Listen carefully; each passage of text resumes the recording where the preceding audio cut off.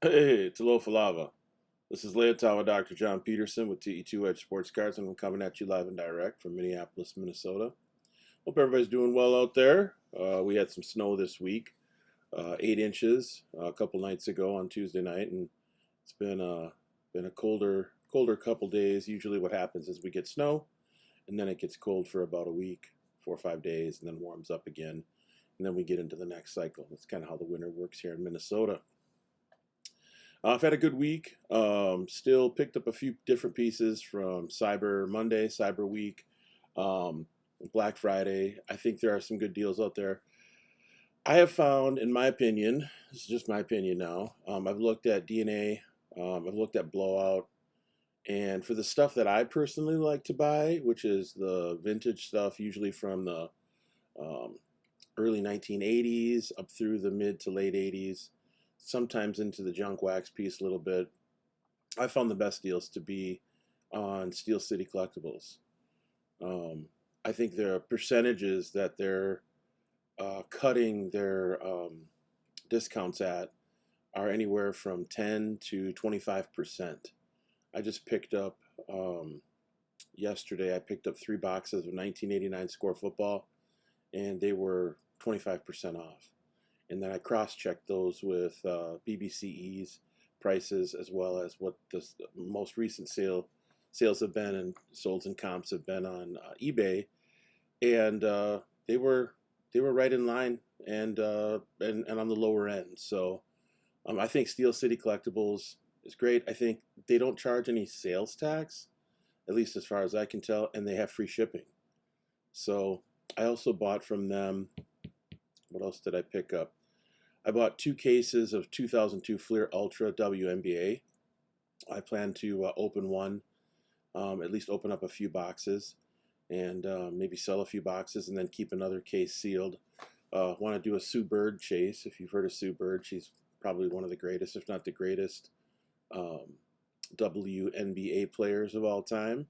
And looking forward to chasing her rookie card, hoping to get close to, I don't know, 25 or so total rookie cards of hers in those boxes, if there's one per box.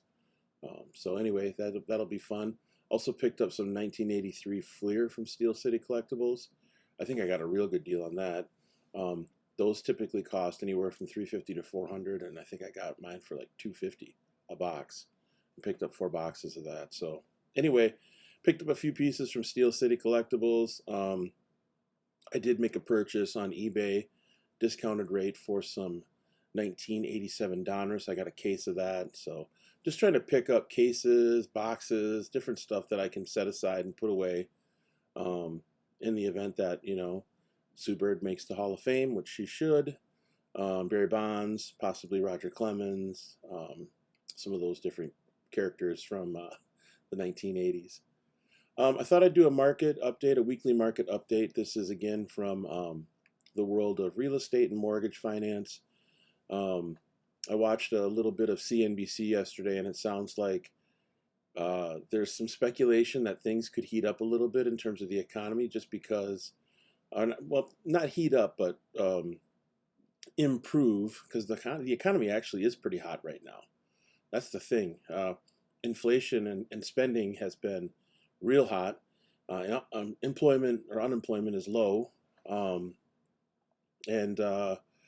inflation is high. so, so I mean, you've got the Fed trying to cover down on keeping things a little cooler in terms of spending, but also increase in employment numbers so that we can meet demand. Because right now the demand is outstripping the supply in terms of labor. So anyway, I thought I'd do a quick update on the market and the economy. The focus this week is going to be on the National Non-Farm Payroll Report. They say that, as I just mentioned, employment's been real tight, which has been good for workers, right? When employment is tight and labor supply is low, that means people get higher salaries, higher wages, which is something that's been long, long overdue.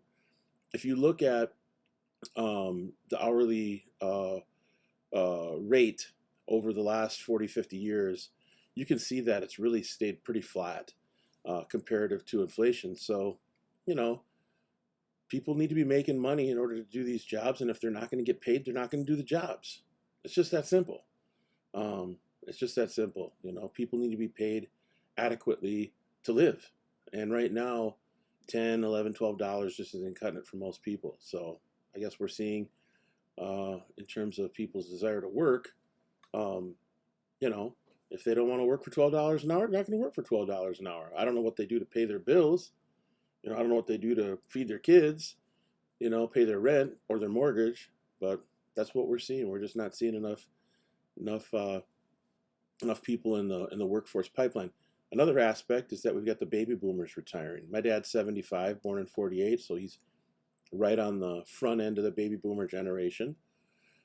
People in their late 60s, mid 60s, early 70s, they're retiring.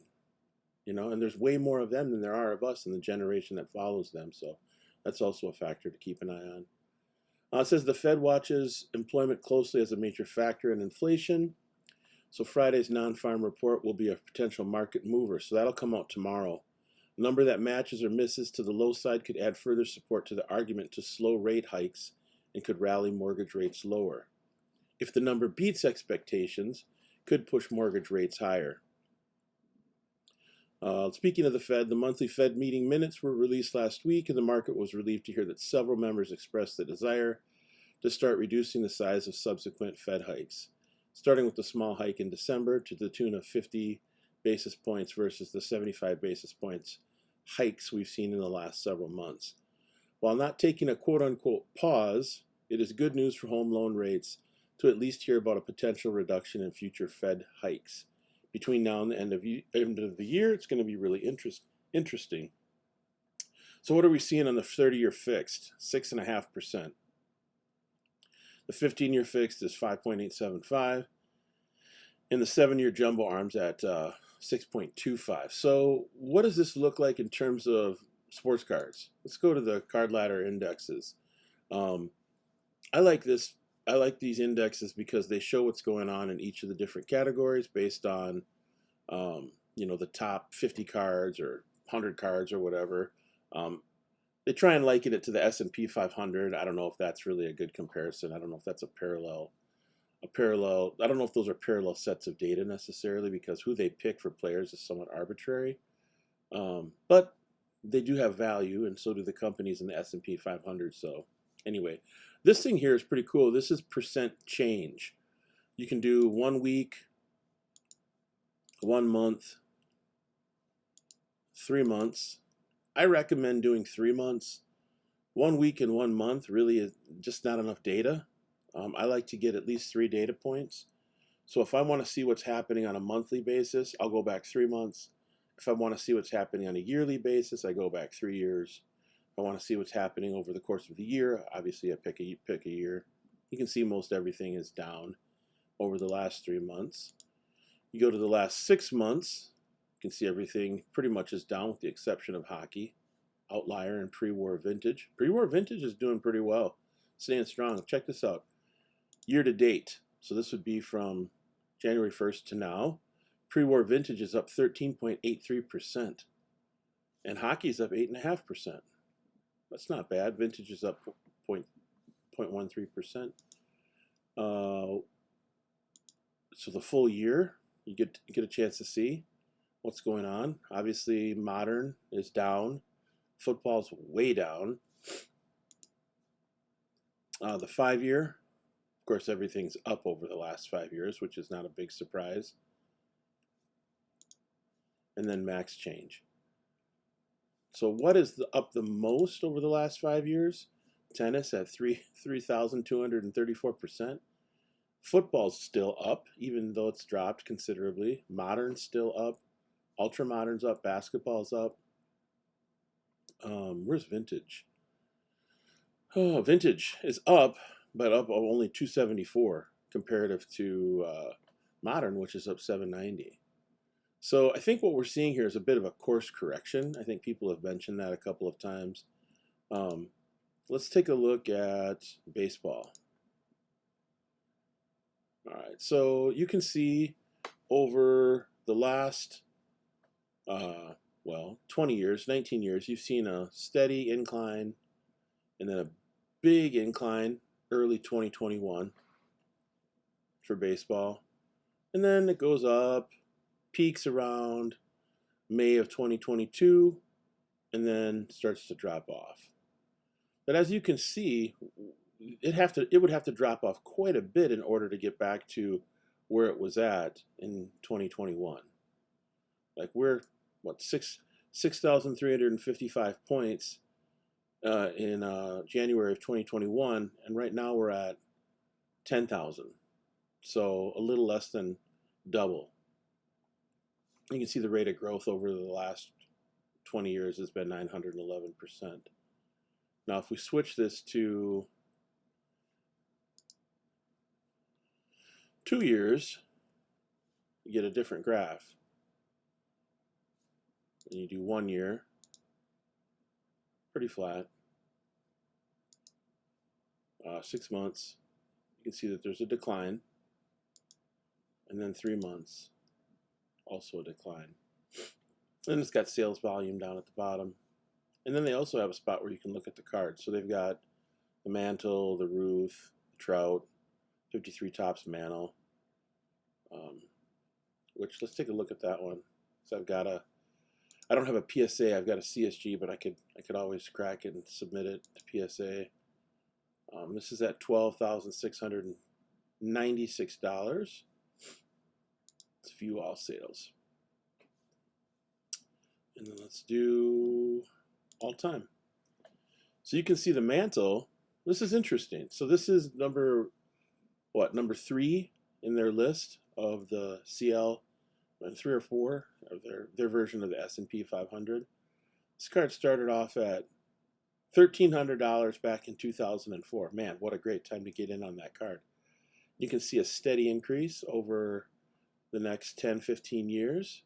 And then right about 2019, things start to take off. And you start to see the J curve. It peaks in May of 2021. Okay, so this is about a year and a half ago at almost $20,000. And then it drops considerably down to where it's at right now, which is $12,500. Now I got in on this in July. Let's see, where was it at July? Yeah, I got in right about in here. And I can tell you I didn't pay this for it. Mine is probably, yeah, close to that. Maybe not quite that. Top to bottom, mine's centered a little bit better. Actually, let's take a look and see where mine, I can show you mine. Here's mine. So you take a look at that, compare it with this. That one's centered left to right a little bit better. Although this one's centered left to right pretty well. Top to bottom, mine's a little better. Bottom left corner of that one is better. But I think the registration on mine is better. So would it get a 6 from PSA if I snapped it and sent it in raw? I don't know. Have to see. Don't plan to do that anytime soon though. Okay, so that's how you look at a couple of cards. Let's go back to the index. Let's look at basketball. Where's basketball? Way down here. Now this is a little bit of a different trend. You can see basketball all time, starts off low just like baseball, makes its slow climb. Right around 2020, starts to really go up. Okay, so it hits its J curve, natural progression, goes up in April of 21, then down to 21,000, then back up, excuse me, sorry, and then back up at 20, looks like it peaked at 24.6 back in March of this year, which makes sense because when I was following the PWCC and Golden auctions, most of the PWCC auctions, there were some crazy numbers for cards. Like cards were selling for a lot, especially the logo cards, cards with the NBA logo on it, patch cards, autos, that sort of thing. But look at where it's at now. 16,498. Now that's even with where things were at back in January of 2021. So we're back corrected back to 2021. Now, when's a good time to buy basketball? Tough to say. This looks like a pretty significant drop, right? So a lot of people have taken it in the shorts with basketball. Might be a good time to buy a little basketball. If you've got some stuff out there, the prices are actually, corrected to the point where they were back in the beginning of 2021.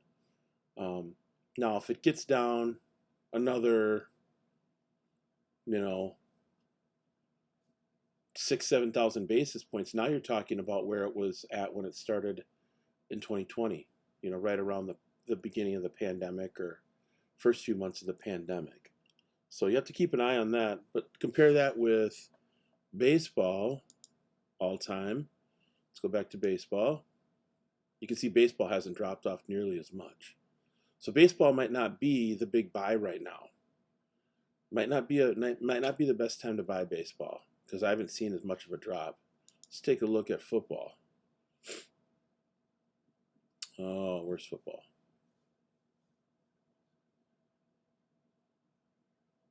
Well, we got to have football here. What in the world's going on?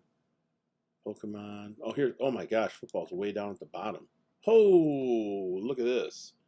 Wow. Football has dropped off a cliff. So here we have football here, making its slow incline, similar pattern to baseball and basketball. Peaks up at 91,418.